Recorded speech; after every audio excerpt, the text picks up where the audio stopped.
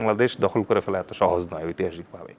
আমাদের পলিটিশিয়ানরা খুব সস্তায় বিক্রি হয়, ঠিক আছে, খুবই সস্তায় বিক্রি হয়, এবং তাদের ভিতরে ওই জুনুনটা নাই, ওর গভীরে দেশের জন্য যে মানে আমার রক্ত বেঁচে দিব কিন্তু দেশের মাটি বিক্রি করব না, ওই জিনিসটা আমাদের পলিটিশিয়ানদের ভিতরে এখনও গ্রো করে নাই। আমরা অশিক্ষিত, ঠিক আছে, আমরা এত বেশি অশিক্ষিত যে আমরা নিজের দেশের স্বার্থ বুঝি না।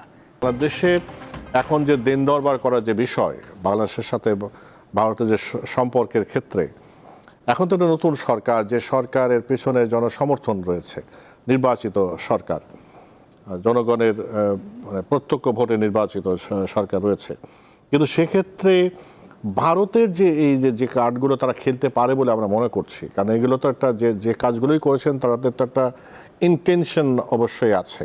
তো সেক্ষেত্রে বাংলাদেশ আসলে কি করতে পারে, বিশেষ করে বর্ডারের কথা যদি বলেন, আমরা দেখেছেন যে এই দুইজন বোধহয় গতকালও ব্রাহ্মণবাড়িয়া সীমান্তে দুজনকে গুলি করে মেরেছে, প্রায়ই তো তারা এই কাজটা করছে।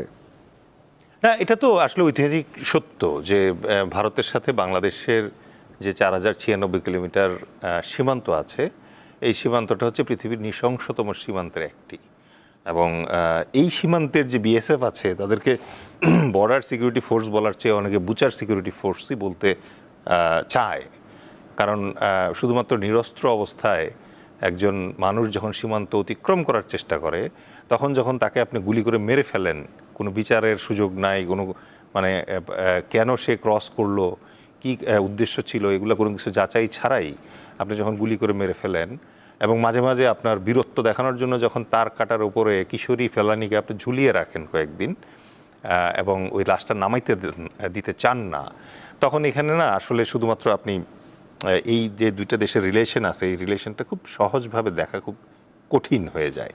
এখানে আপনাকে জিওগ্রাফি মাথায় রাখতে হবে, এখানে আপনাকে সিকিউরিটি ডাইমেনশনটা মাথায় রাখতে হবে, আপনাকে মাথায় রাখতে হবে এই দুইটা দেশের ভেতরে যে ডেমোগ্রাফি আছে এবং ইতিহাস আছে, ঠিক আছে।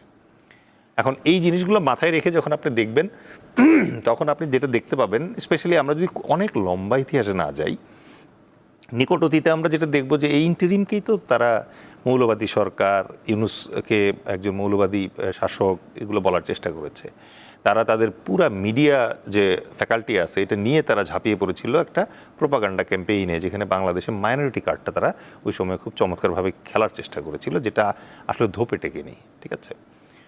তো এই জাতীয় জায়গাতে এসে এখন ধরেন নতুন করে এই যে 91 লাখ আর এদিকে 19 লাখের যে নতুন থ্রেট এবং পুশব্যাক পুশিনের যে কার্ডটা তারা প্রিপেয়ার করছে, এটাও তারা এখন র্যান্ডমলি ইউজ করবে আমাদের এগেনস্টে লিভারেজ পাওয়ার জন্য, অস্থির করে রাখার চেষ্টা করবে এই জায়গায়। এখন বাংলাদেশের কাছে ভারতের স্বার্থের জায়গাটা খুবই সীমিত, দুইটা মাত্র জায়গায় ভারতের স্বার্থ আছে বাংলাদেশে। একটা হচ্ছে মেইনল্যান্ড ইন্ডিয়ার সাথে 7 সিস্টার্সের যোগাযোগের জন্য আমাদের ভেতর দিয়ে ট্রানজিট দরকার তাদের, আদারওয়াইজ মনে করেন সেই আগরতলা থেকে কলকাতা 1400 কিলোমিটার, আর বাংলাদেশের পেটের ভেতর দিয়ে যেতে পারলে 500-550 কিলোমিটার। সুতরাং এটা অনেক ফুয়েল বাঁচায়, অনেক সময় বাঁচায়, সুতরাং এটা ওরা চায়। আর দ্বিতীয় যে স্বার্থ আছে সেটা হচ্ছে যে বাংলাদেশে খুব স্ট্রং কাউন্টার টেররিজম ড্রাইভ আছে। এই কারণে বাংলাদেশের নর্মালি আমরা এই যে ধরেন ভারতে এই মুহূর্তে প্রায় 60টা বিচ্ছিন্নতাবাদী আন্দোলন চলছে, তারা এটাকে অত্যন্ত কঠোরভাবে দমানোর চেষ্টা করছে, যার ভিতরে ধরেন নকশালিস্ট আছে, নাগাদের আন্দোলন আছে, আসামিদের আন্দোলন আছে, বিচ্ছিন্নতাবাদী আন্দোলন, এগুলো এদেরকে বাংলাদেশ ঠাঁই দেয় না বাংলাদেশের ভূমিতে। এইটা তো ভারত সবসময় চায় যে বাংলাদেশ তাদের এই সাপোর্টটা দিক, আদারওয়াইজ তো এই দেশগুলো বিভিন্নভাবে মানে টেরোরিজমটা ছড়ায় পড়বে এই জায়গায়। তো এখন এই দুটো স্বার্থ রক্ষা করার ছাড়া বাংলাদেশের ব্যাপারে ভারত খুব একটা আগ্রহী না, সেটা বোঝা যাচ্ছে। সো এইরকম একটা পরিস্থিতিতে বাংলাদেশকে খুব সতর্ক পদক্ষেপ রাখতে হবে, কারণ বাংলাদেশকে মাথায় রাখতে হবে যে বাংলাদেশ এই মুহূর্তে আসলে কোনো বাফার কান্ট্রি না, বাংলাদেশ হচ্ছে একটা ব্রিজ। কিসের ব্রিজ? ব্রিজ হচ্ছে এই মুহূর্তে বে অফ বেঙ্গলের কারণে বাংলাদেশে 3টা দেশের ইন্টারেস্ট প্লে করতেছে, এটা হচ্ছে চায়না, এটা হচ্ছে ইন্ডিয়া, আর এটা হচ্ছে ইউএসএ, রাইট? তো এই 3টা দেশের যে ইন্টারেস্ট আছে এইটাকে হেজিং করাটা বাংলাদেশের জন্য এখন একটা প্রায়োরিটি। এখন অনেকে বলবো যে এটা কীভাবে করবে, কারণ পাকিস্তান করতেছে না। পাকিস্তান তো একই সাথে মনে করেন যে চীন এবং ইউএসএ দুজনেরই ফ্রেন্ড, ওহি এবং নকুল দুজনের বন্ধু চীন। তাহলে এই জায়গায় মনে করেন যে আমার কি হইতে হবে, আমার হইতে হবে ভারত এবং চীন দুজনের ভেতরই ফ্রেন্ড। বাংলাদেশের জন্য কাজ একটু সোজা হয়ে গেছে, কারণ চীন যে পরিমাণ রেসে আগায় গেছে এখন, স্পেশালি এই ইরান ক্রাইসিসের পরে পুরা পৃথিবী মনে করেন যে থরথর করে মানে থরহরিকম্প, কিন্তু একটা মাত্র দেশ ঠান্ডা মাথায় বসে আছে, সেটা হচ্ছে চীন। ঠিক আছে, এবং চীন লিড করতেছে সবকিছু। পেট্রোডলার শিফট হয়ে এখন পেট্রো ইউয়ানে যাওয়ার সময় চলে আসছে। এরকম একটা পরিস্থিতিতে চীন যেহেতু ভারতেরও উজানের রাষ্ট্র, সুতরাং তিস্তা পোহা পরিকল্পনা এবং অন্যান্য নদীর যে ম্যানেজমেন্ট আছে, এই জায়গায় কিন্তু চীনের সাথে ফ্রেন্ডশিপ আমাদের ভালো কাজে লাগবে। ঠিক আছে, এটা আমাদের মাথায় রাখতে হবে।